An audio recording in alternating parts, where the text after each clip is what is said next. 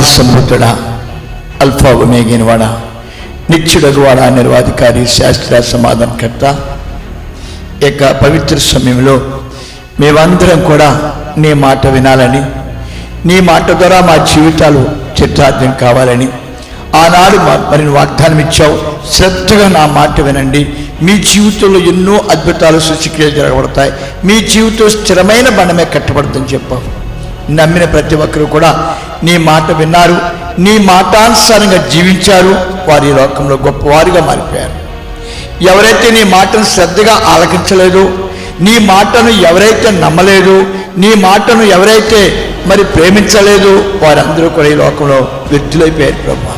అటువంటి భయంకర స్థితి మాకెవరికి రాకుండా ఈ రాత్రి సమయంలో మోక్ష మార్గమైన క్షణాల్లో ఎంతమంది అయితే ప్రభా నీ మాటను వింటున్నారు కనుక వారందరూ కూడా నిత్యముగా పరిశుద్ధులై పవిత్రులై ఆనాడు మా పితలు ఏ విధంగా దర్శించి వారందరూ కూడా పవిత్రమూర్తిగా మార్చుకుని వారికి నీ రూపాన్నిచ్చి, నీ మహిమనిచ్చి, నీ ప్రభావాన్నిచ్చి నీ రాజ్యంలో వారిని ఘనం చేశావు. అట్టి స్థితి మహిమ మరి రాత్రి సమయంలో మోక్ష మార్గం ద్వారా వింటున్న ప్రతి ఒక్కరికి కూడా దయచేయమని నీ ప్రేమగల అతిథిని కృపాపాదాలు సమర్పిస్తూ ఏసునామమున బతిమాలి వేడుచున్నాను తండ్రి, ఆమేన్. హల్లెలూయా, హల్లెలూయా, హల్లెలూయా. దేవుడి స్తోత్రాలండి. అంటే సాధారణంగా మరి పెద్ద పెద్ద మహానుభావులు ఈ ఉపవాసాల గురించి చాలా గొప్పగా చెప్తారు. ఈ ఉపవాసాలు రావటము మారాకు తొడుగుతారని, ఈ ఉపవాసాలు వచ్చినప్పుడు మరి గొప్ప ఆశీర్వాదాలతో నిండబడతారని, శాపము, దుఃఖము, రోగము లేక పరిశోధన వాళ్ళ నుంచి తొలగించబడి ఆశీర్వదనాలు ప్రారంభమవుతాయని మన పెద్దవాళ్ళు, మన పితరులందరూ కూడా చెప్పడం. అంతేకాకుండా తండ్రి గారి యొక్క జీవగ్రంథములు ఆ యొక్క మాటలు స్పష్టంగా రాయబడినాయి. అంచేత మనం అందరూ ఉపవాసం చేయడం అనేది చాలా ఆశ్చర్య విషయం, చెయ్యాలి అనేది చాలా గొప్ప విషయం. అయితే మేమందరూ కూడా గొప్ప ఉపవాస ప్రార్థనలో దేవుడు పాల్గొనే భాగ్యాన్ని ఇచ్చాడు. మేమందరం కూడా సమాజంగా కూడుకుని మరి రోజు దేవుని మాటలు వింటూ ఉన్నాం. దేవుడు ఏమి చెప్పాడు అనేది మేము చాలా ఆసక్తిగా వింటున్నాం. దాన్ని మేము కూడా అనుసరించడానికి చాలా ప్రయత్నం చేస్తున్నాం. అయితే దేవుడి స్తోత్రాలు, యేసు ప్రభువారు చనిపోయాడని కొంతమంది, యేసు ప్రభువారు లేచాడని కొంతమంది, యేసు ప్రభువారు మనిషి అని కొంతమంది, ఆ యేసు ప్రభువారు మనిషి కాదు అతను భగవంతుడు అని కొంతమంది మరి చాలామంది తర్క వితర్కలు పడుతూ ఉంటారు. అయితే యేసు ప్రభువారు మనిషిగా పుట్టినవాడు ఎవడు కూడా భగవంతుడు కాలేడు. అది ఖచ్చితంగా తథ్యమైనది. ఎందుకంటే మరి సకల వేదాలు తల్లి గర్భ పుట్టినవాడు ప్రతి ఒక్కరు కూడా పాపి అని నిర్ధారణ చేయబడింది. అంచేత భగవంతుడు ఎలా ఉంటాడు అనేది చాలా ప్రాముఖ్యమైన విషయం. భగవంతుడు ఆది కాండములో మరి ఆ యొక్క 1వ అధ్యాయంలో 3వ వచనంలో భగవంతుడు ఆత్మస్వరూపుడని ఆయన గురించి తెలియచేయబడింది. అంతేకాకుండా ఆయన పరలోక రాజ్యంలో ఆత్మస్వరూపుడే, ఆత్మలకు తండ్రిగా ఉన్నట్లుగా కూడా మనము పరలోక రాజ్య భాగంలో మనం చూడగలుగుతున్నాం. అయితే యేసు ప్రభువారు నరుడిగా పుట్టాడు అనేది ఒక మరి ఆశ్చర్యమైన వార్తగా మనం చెప్పుకుంటూ ఉంటాం. ఈ వార్త అందరికీ తెలుసు, యేసు ప్రభు పుడతాడు అనే విషయం మటుకు తెలుసు, యేసు ప్రభువుని సిలువేశారు అనే విషయం తెలుసు. కానీ యేసు ప్రభు రక్షకుడు అనే విషయం మటుకు ఎవరికి తెలియదు. అది రెండోది ఏంటంటే దేవుడు యేసు ప్రభు మరి దేవుడే ఉన్నాడు, ఇలా స్వస్థపరిచాడు, అలా స్వస్థపరిచాడు, అలా మాట్లాడాడు, ఇలా మాట్లాడనే వితండవాదాలు చాలామంది చెప్పుకుంటూ ఉంటారు.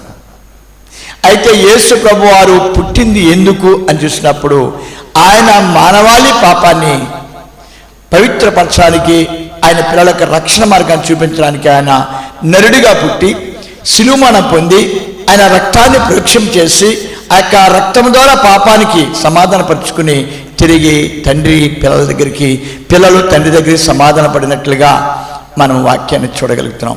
అయితే ఇప్పుడు మన చాలామంది మరి చాలా మనకంటే జ్ఞానులు, మనకంటే శక్తిమంతులు, మనకంటే బలవంతులు, మనకంటే వేదాలు ఎన్నో తెలిసిన వాళ్ళు మనకున్నారు.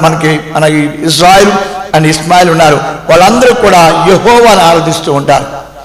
మనం ఏమన్నా ఆరాధిస్తూ ఉంటే తండ్రి కుమార పరిశుద్ధాత్మ నామమున అంటాం. అంటే తండ్రి అయిన దేవుడు కుమారుడిగా పుట్టి, కుమారుడైన దేవుడు పరిశుద్ధాత్ముడుగా మారి నా దగ్గరికి వచ్చాడు. ఎవరు మన దగ్గరికి వచ్చారంటే ఎవరు వచ్చారండి? యెహోవా వచ్చాడు. యెహోవా ఏం చేశాడు అని చూసినప్పుడు ఆయన మరి నరుడిగా పుట్టాడు. నరుడిగా పుట్టి పాపానికి అడిగాడు కాబట్టి పరమాత్మ మన దగ్గర రాగలిగాడు. పాపం మనకి లేదు కాబట్టి పరమాత్మ మన దగ్గర రాగలిగాడు. అంచేత అంతకుముందు అబ్రహాం తండ్రి గారు, అంతకుముందు చాలా యోగులైన వాళ్ళు, శక్తిమంతులైన వాళ్ళు, బలవంతులైన వాళ్ళు ఈ తండ్రి యొక్క దర్శనాన్ని పొందాలని, ఈ తండ్రి యొక్క కృపకు పాత్రలు కావాలని, లేక పరలోక రాజ్యంలో ప్రవేశించాలని ఎన్నో ప్రయత్నాలు చేశారు. కానీ వాళ్ళు ప్రవక్తల ద్వారా అక్కడక్కడ దేవుని స్వరాలు లైట్గా విన్నట్లుగా మనకు వేదాలు ఇస్తున్నాయి. అయితే యేసు ప్రభు వారికి ఒక చిరపత్రాలు ఉంది, ఒక ఆవిడ మీకు అందరూ బాగా తెలుసు. మరి పాపి అని కూడా ఆ స్త్రీకి పేరుంది. ఆవిడ సిమోన్ ఇంటికాడ మీకు పరిచయం అవుతుంది. అంతకుముందు మరి ఆ సభలో కూడా పరిచయం ఉంది ఆ స్త్రీ. ఈ స్త్రీ పాపి స్త్రీ అని మీకు అందరికీ తెలుసు. ఈ స్త్రీ ఏం చేసిందంటే ఒకసారి సిమోన్ ఇంటికాడ యేసు ప్రభు వారి యొక్క పాదాలు కడిగినప్పుడు సిమోను లేక అక్కడ యూదులు అందరూ కూడా చాలా దురుసుగా మాట్లాడారు, చాలా భయంకరంగా మాట్లాడారు. ఓ పతిత, ఓ అపవిత్రాలా, ఓ నీతిని కోల్పోయిందనా, శాపగ్రస్తురాలా అని ఆవిడ అన్నారు. మీకు అందరికీ తెలుసు యేసు ప్రభు అని కూడా ఒక మాట అన్నారు. నువ్వు ఒక ప్రవక్తవా, నువ్వు ఒక జ్ఞానివా, నువ్వు ఒక పరిశుద్ధమైన గర్భాన్ని పుట్టావా, అపవిత్రుడు నువ్వు, ఆ పతిత స్త్రీని ఎలా ముట్టుకున్నావు అని అక్కడ కూడా చాలా భయంకరంగా కేకలేశారు. అని యేసు ప్రభు వారికి ఆయనకి జాలి, దయ, ప్రేమ, క్షమ అనే 4 గుణాలు తీసుకుని భూలోకంలోకి వచ్చాడు మహాతండ్రి. న్యాయ నిర్ణేత తప్పు చేస్తే ఖచ్చితంగా శిక్షిస్తాడు. అది ఎవరు చెప్పినా, ఎవరు చెప్పకపోయినా, ఎవరు అంగీకరించినా ద జడ్జ్ అయినా దానికి. అందుకే ఆ మహాతండ్రి మన పరలోకానికి భూలోకంలో పడిపోయి పాపిగా మారిపోతే, అందుకే రోమేలు అంటాడు, మనమందరూ కూడా ఘోరమైన పాపులై ఉండగా, శాపగ్రస్తులైనగా దయామయుడైన తండ్రి మనం దర్శించి మన పాపాన్ని భరించి మన శాపాన్ని విడిపించి మనందరూ కూడా పరిశుద్ధపరుచుకుని మరి ఆయన యొక్క సన్నిధిలో మనం చేర్చుకున్నాడు. తిరిగి జీవగ్రంథం యొక్క ఆదాం దగ్గర అయితే జీవగ్రంథం తీసుకున్నాడు. అయితే జీవగ్రంథం ప్రస్తావన మరి ఇజ్రాయెల్ దగ్గర రాలేదు, ఆదాం దగ్గర వచ్చింది. ఎందుకంటే ఆదాము ఆత్మస్వరూపుడు, ఆత్మను కోల్పోయాడు. అందుకే జీవగ్రంథాన్ని ముట్టుకున్నాక ఇలాదన్నాడు. ఇప్పుడు మళ్ళీ మనకి ఆత్మ ఉంది కాబట్టి జీవగ్రంథం అది తిరిగి మన చేతిలోకి వచ్చింది. అంచేత ఈ యొక్క అద్భుతమైన స్థితిలో ఈ యొక్క స్త్రీని చాలా అవమానకరంగా మాట్లాడారు. ఈ యొక్క యేసు ప్రభుని కూడా అవమానంగా మాట్లాడారు. ఎక్కడో అక్కడికి వెళ్ళిపోయారు. మరి యేసు ప్రభు వారు ఆయన ప్రసంగాలు లాస్ట్కి వచ్చేసినాయి. లాస్ట్కి వచ్చినప్పుడు యోహాను 17 అధ్యాయాలు అంటాడు, తండ్రి నాకు ఎంతమందిని అయితే ఇచ్చాడో అంతమందిని నిత్య జీవం కోసం సిద్ధపరిచాను. తండ్రి నన్ను ఎలా కనపరిచాడు, నేను కూడా తండ్రిని అలా కనపరుస్తున్నాను. తండ్రి ఈ లోకంలో ఉండగా నాకు ఎంతో ఆశ్చర్యకరంగా నడిపించారు అని తన మరణం గురించి ఆయన ప్రస్తావన తీసుకురావటం, శిష్యుల దగ్గర పదే చెప్పడం, అయ్యా నేను మరణిస్తున్నాను. ఈ మరణిస్తున్న సమయంలో అందరికీ ఒక గొప్ప వేదన పుట్టుకుంది. ఆ పట్టింది ఏంటంటే యేసు చచ్చిపోతే మళ్ళీ మనం ఎలాగ జీవించగలము, యేసు చచ్చిపోతే మనకి ఎవరు తోడుగా ఉంటారు ఇప్పుడంటే మనకి ఆయన తెలియదు. కాబట్టి వాళ్ళకైతే తిరిగాడు వాళ్ళతో కలిసి మనిషిగా. మరి వాళ్ళతో చాలా పుడుకున్నట్టుగా కూడా మన బైబిల్ వాక్యంలో చూడగలుగుతున్నాం. యేసు ప్రభువారు వారు కలిసి భుజించినట్టుగా కూడా చూడగలుగుతున్నాం. అయితే అటువంటి ఆధ్యాత్మిక మిత్రుడు, ఆధ్యాత్మిక శిఖరాలు దాటిన మహోన్నతుడు వాళ్ళతో చనిపోతున్నాడంటే వాళ్ళకి హృదయంలో చాలా బాధ కూడా కలిగింది. బాధ కలిగి, అయ్యా నువ్వు చనిపోవద్దు, నువ్వు చనిపోవడానికి వీల్లేదు, మేము అంతకతి మేమే చనిపోతాం, అంతకతి మేము ఏమైనా చేసుకుంటాం, నువ్వు మట్టి చిన్న వయసు, నువ్వు లేకుండా మేము బతకలేమయ్యా, ఇలాగా ఎన్నో సంబోధాలు యేసు ప్రభు దగ్గర చేసినట్టుగా కూడా మనం చూడగలుగుతున్నాం. అయితే యేసు ప్రభు మరి శిష్యులతో మాట చెప్తాడు, వాదారుస్తాడు శిష్యులను. మరి యోహాను 14 అధ్యాయంలో ఓ చక్కటి మాట చెప్తాడు, బాబు మీరు ఏడవద్దు, నేను చనిపోవడం మీకు మంచిది. నేను చనిపోయానంటే మీకు ఖచ్చితంగా పరలోక రాజ్య ప్రాప్తి దొరుకుతుంది. మీరు ఖచ్చితంగా పరలోక రాజ్యం, అంటే పరలోక రాజ్యం గురించి ఇజ్రాయెల్కి యూదులకి చెప్తే కొంచెం అర్థం అవునేమో, లేకపోతే మన భారతదేశంలో బ్రాహ్మణోత్తములకి చెప్తే ఏమైనా అర్థం అవుద్దేమో, మొండి మకాలు మనకేం అర్థం అవుద్ది పరలోక రాజ్యం. అయినా కానీ చెప్పాడు యేసు ప్రభువారు, మీరు కలవట పొందకండి, మీరు వేదన పడొద్దు, మీకోసం ఇల్లు సిద్ధపరుస్తున్నాను, మరి నేను పరలోక రాజ్యం తీసుకెళ్తానని అక్క భావనంతా కూడా 14 అధ్యాయాలు చెప్పారు యేసు ప్రభువారు. అయితే యేసు ప్రభువారు చెప్తానే ఉన్నారు, వీళ్ళ పైన చేస్తానన్నారు. లాస్ట్కి యేసు ప్రభువారు అద్భుతంగా మరి ఆ రాత్రి ఆయన్ని చాలా బాధలు పెట్టడం, ఆయన్ని సిలువ మరి పిలాతు గారు అడిగాడు, నాయన ఇతలో ఏ అపరాధం లేదు, ఇతలో ఏ పాపం లేదు, ఇతలో ఏ దోషం లేదు, మరి ఎందుకు ఇలాగా సిలువేస్తున్నారు బాబు అని అడిగినప్పుడు, ఎందుకు ఇలా చేస్తున్నారు నాయన అని అడిగినప్పుడు వాళ్ళందరూ చెప్పారు, మా కొరకు ఒక నీతిమంతుడు మరణించాలి కాబట్టి మేము ఖచ్చితంగా మా మతాన్ని పోటీ చేశాడు అనే విషయాలు తర్వాత చూద్దామండి. వాళ్ళు చెప్పిన మాటను బట్టి వాళ్ళు సిలువేశారు. ఈ సిలువేసే సమయంలో మరి యేసు ప్రభు వారు సిలువ మోసుకుంటూ వెళ్తున్నారు, అందరూ వెళ్ళిపోయారు. కానీ ఆ రోజును చిట్టించుకుందే, ఆ రోజున అవమానపరిచారే, ఆ రోజున భయంకరంగా తనని అవమానపరిచారే, ఆ స్త్రీ మట్టికి యేసుని వెంబడించుకుంటూ వెళ్తుంది. యేసుని మరి అక్క మార్గంలో పయనిస్తూ వెళ్తుంది. యేసు మీద చాలామంది రాళ్ళు వేస్తున్నారు, యేసు మీద చాలామంది చెప్పులు ఇస్తున్నారు, యేసు మీద చాలామంది కాండ్రికి చుమ్మలు వస్తున్నారు. ఈ స్త్రీ మట్టికి పరిచయ స్త్రీ మట్టికి నోట్లో గుడ్డ పెట్టుకుని ఏడుస్తూ ఉంది. చూస్తుంది, పేతురు గారు వస్తున్నారా అని చూస్తుంది, లేకపోతే ఆంద్రియ వస్తున్నాడా అని చూస్తుంది, ఇటు యహాన్ వస్తున్నాడా అని చూస్తుంది. కానీ ఎవరు రావట్లేదు, నో ఛాన్స్, ఎవరు రావట్లేదు. యేసుని ఎవరు వెంబడించట్లేదు, యేసు వారు ఎవరికి తెలియదు. కానీ మగ్దల మరికి తెలుసు యేసు ఎవరు. అందుకే యేసుతో అంటది, అయ్యా నేను పాదాలు ముట్టుకున్నా కూడా అర్హత లేదు నాకు, నా పాప జీవితానికి నాకు విడుదల ఇచ్చావు, నా శాప జీవితానికి నాకు విడుదల ఇచ్చావు, నా పాప జీవితానికి నాకు శిక్ష రావాలి, నా పాప జీవితాన్ని పాతాలకు వెళ్ళాలి, కానీ నాకు విడుదల ఇచ్చేవయ్యా అని ఒక గొప్ప సంతోషంతో యావదాస్తిని వెచ్చించుకుని మహాతండ్రిని యేసుని వెంబడించడం ప్రారంభించింది. ఈ యొక్క మగ్దల మరికి ఒక గొప్ప నమ్మకం ఉంది. ఆ నమ్మకం ఏంటంటే ఆయన ఒక మాట చెప్పాడు, నేను మరణించి లేస్తానన్న మాట చెప్పాడు. మరణించిన వాళ్ళు లెగుస్తాడో నమ్మకము ఎవరికీ లేదు. ఇవాళ మనం కూడా నమ్మవసరం లేదు, యథార్థంగా కూడా మనం కూడా ఆ మాటని నమ్మవలసిన అవసరం లేదు. మరణించిన తర్వాత బ్లడ్ క్లాడ్ అయిపోయిన తర్వాత ఎట్టి పరిస్థితిలో ఒక మనిషి లేకటం అనేది ఊపిరి ఆగిపోయిన తర్వాత జరిగేది కాదు. యేసు ప్రభుకి ఊపిరి ఆగిపోయింది, నిర్ధారణ అయిపోయింది. యేసు ప్రభుకి బ్లడ్ క్లాడ్ అయిపోయింది, బ్లడ్ కారటం ఆగిపోయింది, క్లాడ్ అయిపోయింది. మనిషి చనిపోయాడని ఊపిరి చూశారు, చనిపోయాడు, నిర్ధారణ చేసుకుని సమాధిలో పెట్టారు. కానీ మగ్దల మరి ఎక్కడికి వెళ్ళలేదు. ఎక్కడుందండి? సమాధి దగ్గర ఉంది. సమాధి దగ్గరే ఆవిడ ఏడుస్తూ ఉంది, నన్ను వదిలేసావా,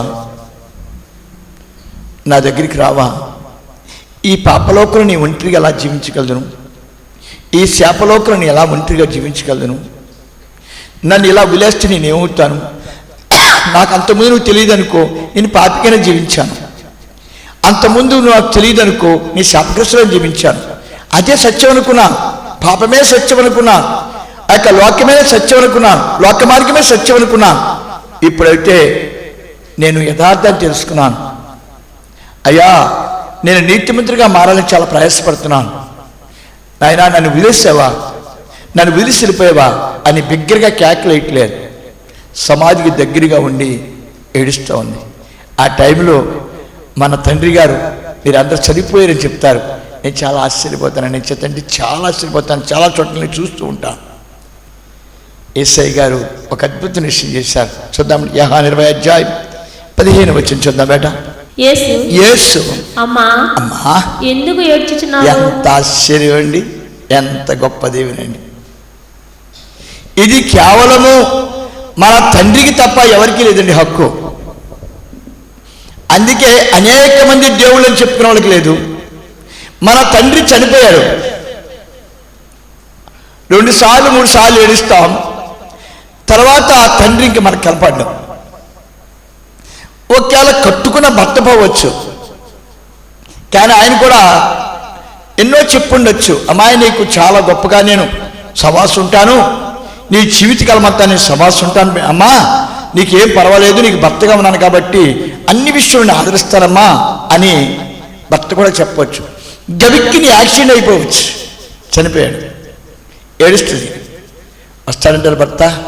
మన పెద్దవాళ్ళు చెప్తారు, అయ్యా యవన కాలంలో భర్తను పోగొట్టుకుంది, ఎంత దుఃఖమో ఎంత దుఃఖమో ఎంత దుఃఖమో అని చాలామంది బాధపడుతూ ఉంటారు. కానీ ఇక్కడ యేసయ్య వచ్చాడండి. వచ్చి మగ్దల మరియతో అంటాడు, అమ్మా ఎందుకు ఏడుస్తావమ్మా నువ్వు? నేను సజీవుని కదా, నిన్ను ఎలా విడిచిపెడతావు అనుకున్నావు? నువ్వు నా కుమార్తెవు కదా, అయా నీకు విమోచన దొరికింది కదా, ఎందుకు నేను అలా ఏడుస్తున్నావు? వెంటనే కాళ్ళ పడింది. అయ్యా, లోకం అంటే భయం వేస్తాయి. అంత లోకంలో ఎన్నో నాట్యాలు చేసింది, ఎన్నో నాటకాలు కట్టింది, ఎన్నో బొమ్మలాటలు కట్టింది. అయ్యా, ఎంతోమంది రాజకుమారులు దొల్లించేసింది. కానీ ఇప్పుడొకటి అంటుంది, ఈ లోకంలో నేను బతకలేనయ్యా. అయ్యా, ఈ లోకము వాస్తవజ్ఞమైనది కాదు. ఎవరికి? పరలోకానికి వచ్చిన వాళ్ళకి, రెండోదిగా నీ బిడ్డలైన వాళ్ళకి. మరి ఈ లోకాన్ని దాటాలంటే నా వల్ల కాదయ్యా, ఈ లోకాన్ని దాటాలంటే నా శక్తి చాలదయ్యా అని ఆ తండ్రి దగ్గర విన్నవించుకుంది. అయితే ఏం చేయమంటావు అమ్మా అని అడిగాడు వాడిసారి మగ్దలని. అయ్యా, నా జీవితకాలం నువ్వు కావాలి, నా జీవితకాలం అంతా నువ్వు కావాలి. నేను లోకయాత్ర ముగించాలంటే, నేను పాపం చేయకుండా ఉండాలంటే, నేను పాపంలో పడకుండా ఉండాలంటే, నేను పాపం వినకుండా ఉండాలంటే, అయ్యా నేను లోకంలో శాపగ్రస్తులుగా మారకుండా ఉండాలంటే, ఈ లోకంలో నేను భయంకరమైన దుఃఖక్రాంతాలకు మార్గం పయనించకుండా ఉండాలంటే నువ్వు కావాలి అని మొదటిసారిగా ఏ బైబిల్లో అడిగిన స్త్రీ మగ్దలేనా. ఇప్పుడు యేసు ప్రభు ఎలా వచ్చాడు అనేది మనకు చాలా ప్రాముఖ్యమైన విషయం అండి. అది చూద్దామండి. అపోస్తుల కార్యాలు 10వ అధ్యాయం 38వ వచనం చూద్దాం. అదేదనగా దేవుడు నజరేయుడైన యేసు పరిశుద్ధాత్ముడై ఏబడమా ఆత్మబడి తండ్రి కుమార పరిశుద్ధాత్ముడు. ఈ పరిశుద్ధాత్ముడు తిరిగి లేచిచ్చాడు. ముందు మనము లూకాలో చూసినప్పుడు ఆయన పరిశుద్ధాత్మతో ఈ లోకంలో గర్భం దాల్చింది. తిరిగి ఆయన లేచిన తర్వాత పరిశుద్ధుడిగా మారాడు. ఈ పరిశుద్ధుడు ఎవరినైనా ప్రవేశించగలరు. ఈ ప్రవేశించిన ఈ పరిశుద్ధుడు ఏమి చేస్తాడంటే పాపమును చేయనివాడు. అయ్యా, పాపమును చేయనివాడు, పాపమును చూడనివాడు, పాపమును విననివాడు. ఎప్పుడైతే నువ్వు పాపం చేయవో నీకు కొటేషన్ ఉంది, నీతిమంతుడు. నువ్వు పొద్దుస్తమాను ప్రార్థన చేస్తూ ఉండొచ్చు, మరి నా బిడ్డ చాలా బాగా పెద్దోడైపోవాలి, మా వ్యవసాయాలన్నీ బాగా పండిపోవాలి, అయ్యా ఈ లోకంలో మేము ఘనుడుగా ఉండాలి, అయ్యా అయ్యా అయ్యా అయ్యా అని మేము ఎలాగైనా శక్తిమంతులుగా ఉండాలి, నీకు 1000 రూపాయలు కానికిస్తామయ్యా. ఇలాంటి మొక్కులు చాలా మొక్కొచ్చు. ఫాస్టర్ గారి దగ్గర కూడా గంటల తరబడి మన బాధ, మన వేదంలో, మన దుఃఖాలు అని చెప్పుకోవచ్చు. ఎప్పుడైతే మనం పరిశుద్ధులుగా మారుతామో తండ్రి మనల్ని పరిశుద్ధులుగా జీవి చేస్తాడు.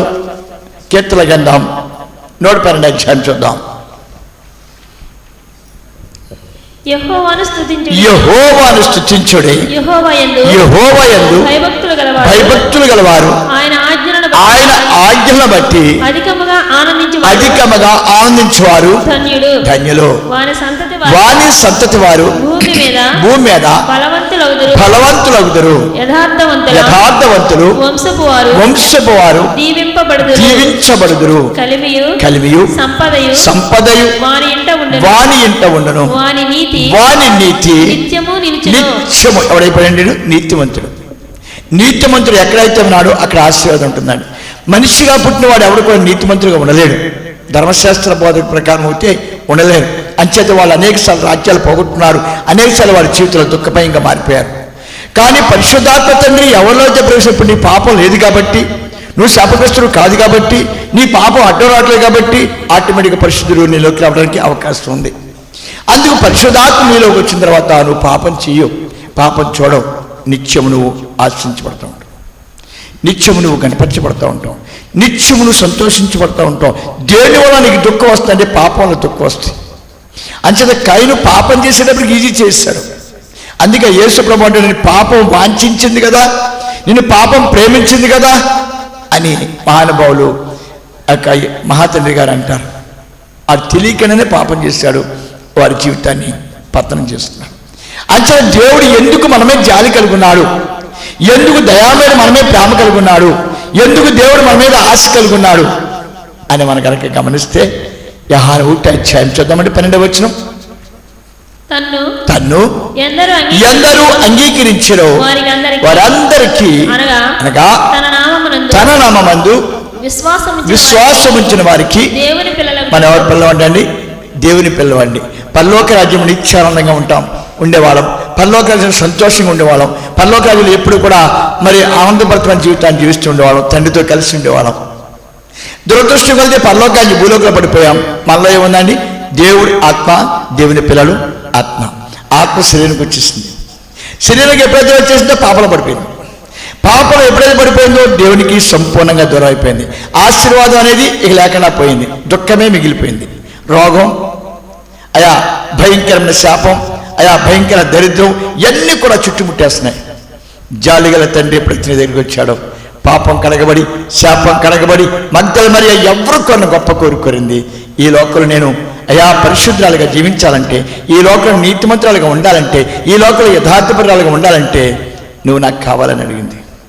అందుకే యేసయ్య, ప్రేమించిన యేసయ్య అయా ఆటోమేటిక్గా మగ్దలను ప్రవేశించాడు.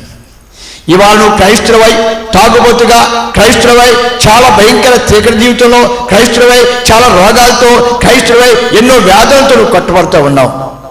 ఏంటి పాపి పడుతున్న శ్రమలు ఎలా పడుతున్నావు? ఇజ్రాయిలు దేవుడు వదిలేశారు, వాళ్ళు శ్రమలు ఎదురైనాయి. ఆదాము తండ్రి దేవుడు వదిలేశాడు, ఆయనకి శ్రమలు ఎదురైనాయి. లోతు గారు ధనాన్ని ప్రేమించాడు, ఆయనకి శ్రమలు ఎదురైనాయి. అంచేత వీళ్ళందరూ కూడా లోకాన్ని ప్రేమించారు కాబట్టి, లోకంలో ధన సమృద్ధిని సంపాదించిన ఆశించారు కాబట్టి వాళ్ళందరూ కూడా శాపగ్రస్తులుగా మారిపోయారు. అయితే తండ్రి నీ కోసం సిరిమానం పొందిన తండ్రి, తిరిగి లేచిన తండ్రి, నీ పాపాలు కలిగిన తండ్రి, నీకు జీవగ్రంథం ఇచ్చిన తండ్రి, నీకు బాప్టిజం ఇచ్చిన తండ్రి, నీ సంఘంలో చేర్చుకున్న తండ్రి, నువ్వు శాపగ్రస్తులుగా ఉండాలని ఆశించట్లేదు. నువ్వు ఆశించబడాలి. నువ్వు ఆశించబడాలంటే నీకేం శక్తి చాలదో, నీ శక్తి నీకు చాలదు కాబట్టి అని అన్నాడు. హెల్ప్, నీకు నీ సహకారం చేస్తాను. నీలో ఉండి నేను పాపం చేయకుండా, పాపం చూడకుండా, పాపం వినకుండా నేను కాపాడుతాను. అంచేత మనం ఏం చేస్తున్నామంటే ఆయన కోరుకుంటలేదు, కానీ పిచ్చిది మగ్దల మరి ఆయన కోరుకుంది. ఎందుకంటే ఆయన ప్రేమించింది కాబట్టి. నువ్వు ఆయన ప్రేమించట్లేదు, విడిపించబడ్డావు, పాపం కడగబడింది, సంఘంలోకి వచ్చావు, బైబిల్ చేత పట్టుకున్నావు, ఆయన ప్రేమించట్లేదు, లోకాన్ని ప్రేమిస్తున్నావు. అందుకే నీకు శ్రమ, అందుకే నీకు దుఃఖము, అందుకే నీకు వేదన. యేసు అంటాడు, అమ్మా నేను లేనా? ఒకవేళ సతమతం అయిపోతున్నామో, నువ్వు దుఃఖక్రాంతిగా మారిపోయామో, నీ జీవితంలో ఎటువంటి ఆనందం లేకుండా అయిపోయామో, భయంకర రోగంతో కొట్టబడుతున్నామేమో, భయంకర వ్యాధులతో కొట్టబడుతున్నామేమో, యేసు అన్నాడు ఒకసారి ఇజ్రాయిలు 22వ అధ్యాయము 23వ వచనం చూసినప్పుడు వాళ్ళు వెట్టి పనుల చేత, వాళ్ళు భయంకర శ్రమల చేత, భయంకర దుఃఖాల చేత కొట్టబడుతున్న సమయంలో తిరిగి దేవుని వైపు తిరిగి ప్రార్థన చేశారు. తండ్రి మేము నశించిపోతున్నాం. వెంటనే దేవుడు దిగి వచ్చి ఐగుప్తు నగరానికి వాళ్ళు తీసుకెళ్ళిపోయాడు. ఇవాళ విడిపించబడ్డ నీవు, రక్షించబడ్డ నీవు భయంకర వ్యాధులు కొట్టబడుతున్నావేమో, ఒక్కసారి తండ్రి వైపు తిరుగు. నా ఈ శ్రమ నేను భరించలేను, ఏ దుఃఖాన్ని జయించలేను, ఈ అశాంతిని జయించలేను, ఈ రోగాన్ని జయించలేను, నువ్వు నాకు కావాలి అని మనసాలను కనుక ప్రార్థన చేస్తే ఇప్పుడే రక్షకుడు నీలో ప్రవేశిస్తాడు. రక్షకుడు ఖచ్చితంగా నీలో ప్రవేశిస్తాడు.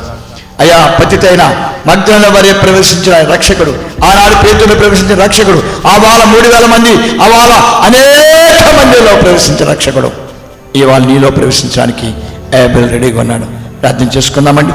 ఆది సంభూతులైన వాడు నీకు వందనాలు చేస్తున్నాం బాబు. నీవిచ్చిన గొప్ప సందేశాన్ని బట్టి నీకు వందనాలు చేస్తున్నాం. మమ్మల్ని ఎంతగానో ప్రేమించావు. అవును, దేవుడంటే అయా భయపడాలి, దేవుడంటే గడగడ వనకాలి, దేవుడి దగ్గర చాలా జాగ్రత్తగా ఉండాలి అని సకల వేదాలు చెప్పినాయి. కానీ నువ్వైతే మాకు మాట చెప్పావు, అమ్మా మీ నాన్నని నేను ఈ లోకాన్ని మీరు జయించలేరు. పరలోకం నుంచి వచ్చే మీరు పడిపోయిన మీరు ఈ లోకాన్ని మీరు జయించలేరమ్మా. అందుకే నేను భూలోకంలోకి రాను, కానీ కేవలం మీకోసం వచ్చాను. ఈ భూలోకాన్ని మీరు జయించలేరు కనుక ఇదిగో ఇప్పుడే మీలోనే ప్రవేశిస్తున్నాను. ఇక మీరు బలవంతులుగా ఉంటారు, ఇక మీరు శక్తిమంతులుగా ఉంటారు. అంధకార శక్తులు మీ ముందు గసగసలాడిపోతాయి, శాపం మీ ముందు పారిపోతే, దుఃఖం మీ ముందు పారిపోతే, రోగం మీ ముందు పారిపోతే ఎప్పుడో పరిశుద్ధులుగా పరిశుద్ధులుగా పరిశుద్ధులుగా ఉంటారు. నేను మీతో ఉంటే దేవి మీ దగ్గర కాదు, నేను మీలో ఉంటే రోగం మీ దగ్గర రాదు, నేను మీలో ఉంటే ఇలాగ దుఃఖం మీ దగ్గర రాదు. ఎప్పుడు ఆశ్రయించబడుతూ నీతిమంతుల శాస్త్రాలుగా నీతిమంతులుగా ఆ కృపకు పాత్రైనట్టు మీరు మీ కుటుంబాలు మీరు మీ తరాలు నా యందు నిత్యం ఆనందించుందిగాక. ఆమేన్. వాక్యం దేవుడు వెనుకడు రాసించగాక.